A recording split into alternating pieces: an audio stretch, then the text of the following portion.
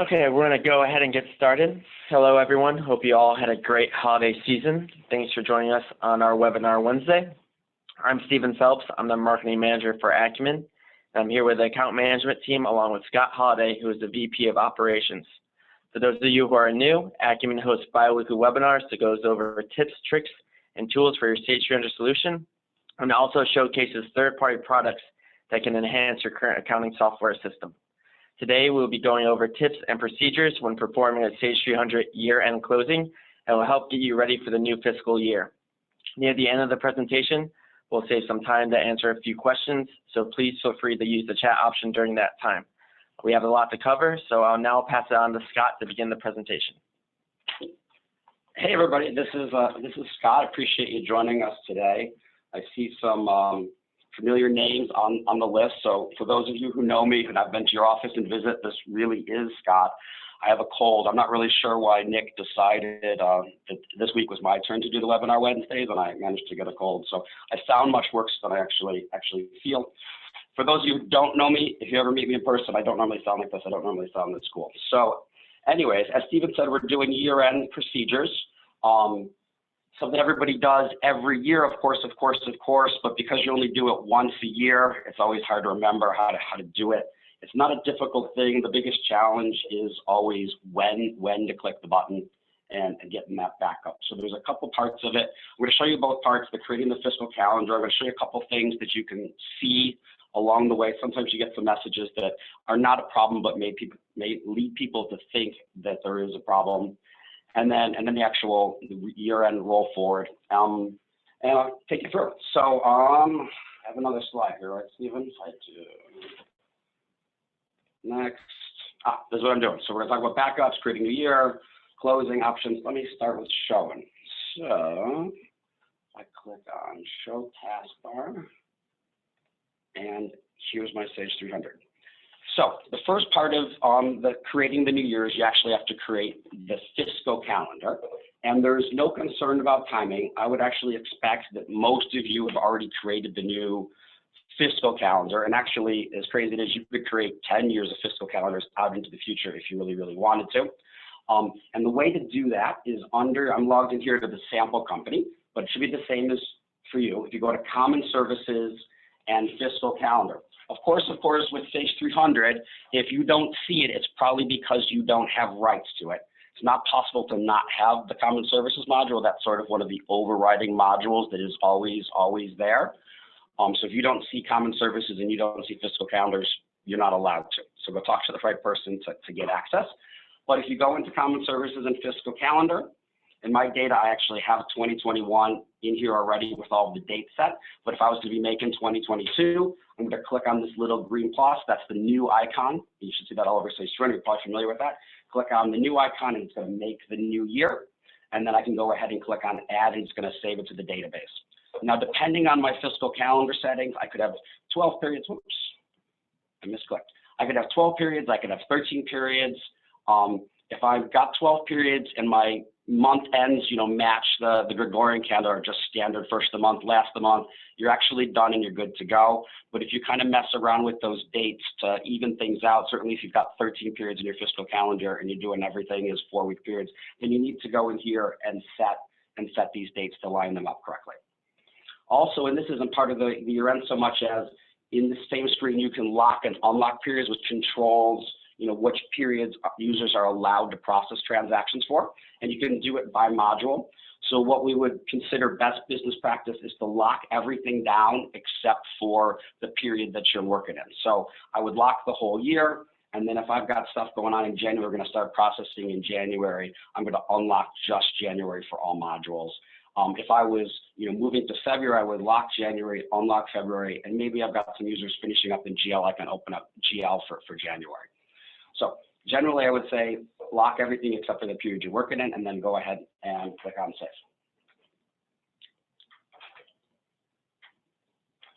So that's the first step. Once you've done that, you can actually do anything in Sage that you're used to doing in this new period, in these new dates, except for post transactions in the general ledger. So transactions can end up in the general ledger, but you're not able to post them. But you can work in all of the subledgers. And by subledgers, I mean everything that's not the general ledger. So you can process AP, you can process AR, orders, inventory, purchases, all of the things are fine except for posting batches in the general ledger. But you can have batches sitting in the general ledger ready for you to post. And so kind of depending on your settings, you may or may not get some messages around that. So let me show you what I mean by that. In accounts payable, as an example, it's the same for every module. You can go into the setup, and there's always a GL integration. And just like the common services, if you don't see this icon, it's because you don't have rights. If you have rights to log in as an admin, you can see it. But there's a couple options in here. Most people should have this, what to do when we create transactions in the GL. So when you post something in AP, this is what happens. Most people have it set to create and post the batch automatically in the GL, which saves you the time of having to go into the GL and post the batches that flow from AP and AR separately. If you have it set like that, you're going to get a message, and I'll show you in just a second what that message looks like. If you have it set to just create a new batch and not post a new batch, you're not going to get that message. You're just going to have those batches queued up in the GL, and I'm expecting you're used to going into the GL and posting all of those batches, in which case you want to hold off on posting those batches until we've rolled the year forward, in which case you can then post stuff for the new year. So I've got mine set to actually create and post a new batch. So let me show you kind of what it looks like if I process a transaction for that new year. So my current year in Sage, and if you're ever wondering what your current year is, you can go to General Ledger, GL Setup, and go to the Options tab. And if I go over to this Options icon and then over to the Posting tab, I can show my current year. So you can see right here, my current fiscal year is 2020. So I can post transactions in 2020 anywhere in Sage, including the general ledger, but I cannot post in 2021. So I'm actually a year ahead in the future. I'll tell you if there's anything interesting going on later, but just for my sample date, that's a little bit in the future. So if I go into my AP, just pick a module to do a transaction, I'm going to just make a batch. I'm going to click on New. I'm going to type in an invoice. And if you don't normally type in invoices, don't worry too much about this.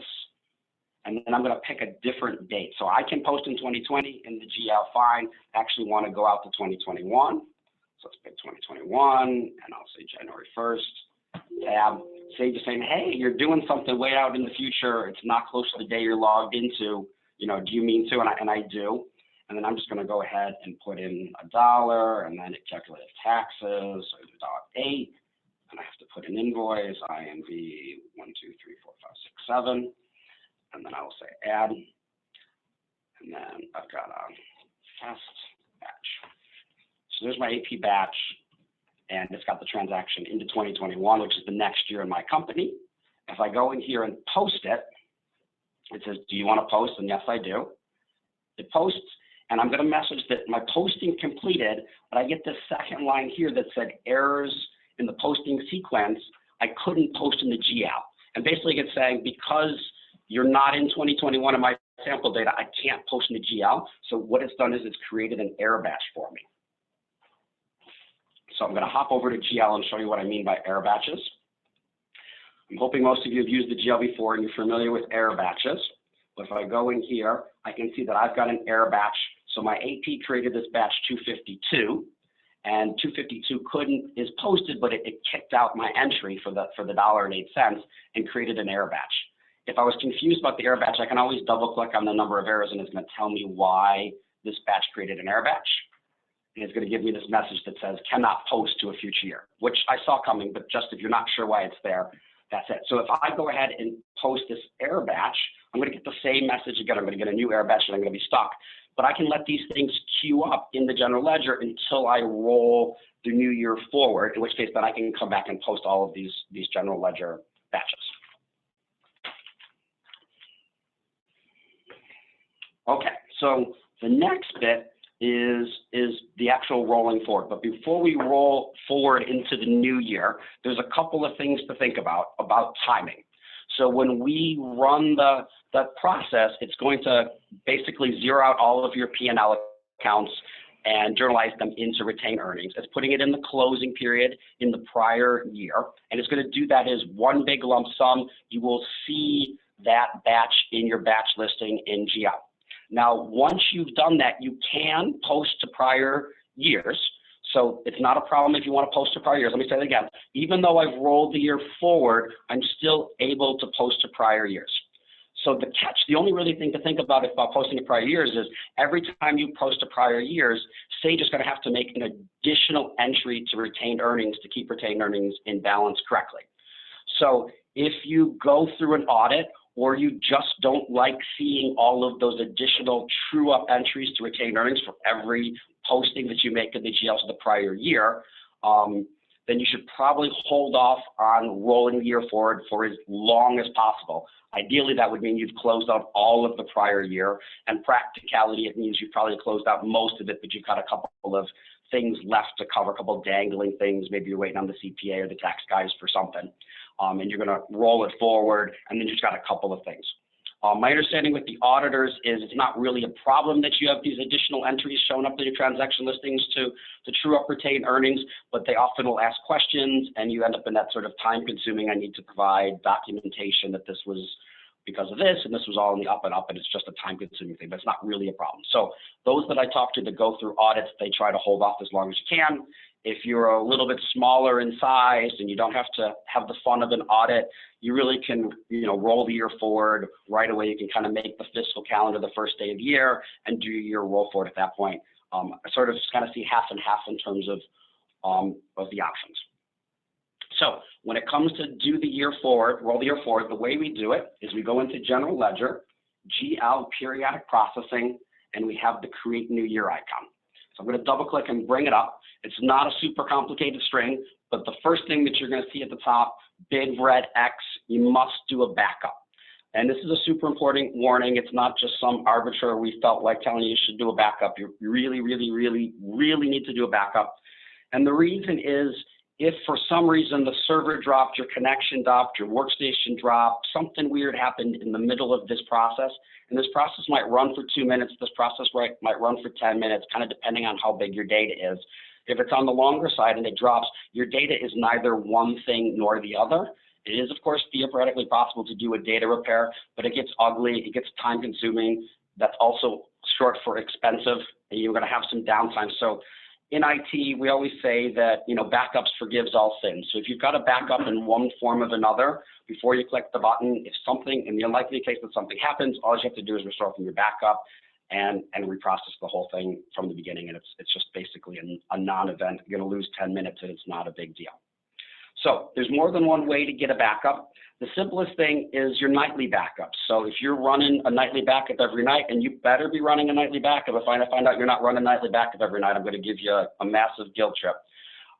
If you're running a nightly backup every night and you can confirm with your IT guy that it ran the night before, and you can just kind of hold your users out and be the first one in the system, that counts. That's perfect. You can run your create new year early some morning. I've got some people that will connect in on a Saturday and do it early on a Saturday, and because no one's going to connect in and work on a Saturday anyways, they just shoot their IT person a note on Friday night and say, hey, can you send me a note after you get the backup logs on Saturday, which they do, and then they can just go ahead and do that process on Saturday morning. So that's the easy way. The other options are you can do a SQL backup. I'm not going to get in and show you how to do a SQL backup. That's more of an IT database function. The nice part about a SQL backup is that it's the fastest way to do a backup with a big data set. So if you've got data that's big, 10 gigs or more, it'll back that up in just a few minutes. But if you just let your IT guy know, hey, I know I've got big data, we need to do a backup before, can we schedule a time? They can take care of it. If they have some sort of question about how to do a SQL backup, you can open a support ticket with us. We're happy to kind of point them in the right direction. I doubt they'll need our help, but we're happy to help. If you're in our hosting environment, if you're on SwissNet, that's all included in your SwissNet fees. So you can actually just email support at SwissNet and let them know that you need a backup, and the admins over at SwissNet will just take care of all that stuff for you, easy peasy. So that's SQL backups. If that's not an option or someone's not available or you don't have a full IT guy, you can also do a backup in Sage. In Sage, we don't call it a backup. I don't know why we don't, but it really is a backup. And where that is under administrative services. In order to get into administrative services and to do this backup, you're actually going to need to log in as the actual admin user. So you need to have those sort of security credentials. But under administrative services, we have what's called a database dump. You can think of database dump as a backup. You can think of database dump as an export for an entire company. So I just double click on database dump, and I have a drop down of all the companies in Sage. These are all those same ones that you see when you first log into Sage. I'm going to pick the company that I'm going to back up. Now, if I'm going to create new year for 4 or 5 companies, I can just go in here and go through them one at a time and do this backup. Then I'm going to pick where on my computer or where on the network I want to process it. I can browse on pick, and I'm not going to do it right now because if I click off the dump, it's going to take 5 or 10 minutes, and I don't think y'all want to watch my computer process. But I promise you, you click on the dump, it'll export it out. If something goes bad and you need it to recover, we actually have the database load is the reverse of that. So you can go ahead and you click the load, you say where I'm loading up to, and pick the files. And we can help you with these things as well, but most people feel pretty comfortable. They're pretty straightforward, but you do need to be logged in as the admin account. And this is a great backup. This is what I would call an application level backup, a stage level backup.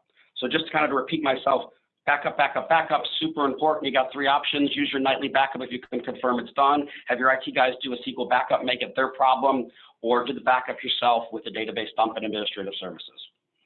Once you've done that and you know your backup is there, like I said, general ledger, GL periodic processing, create new year. There's not a lot of choices on this screen. Like I said, the biggest thing to think about is when you click this button, have you closed out, all your entries for the prior year before you go ahead and process this?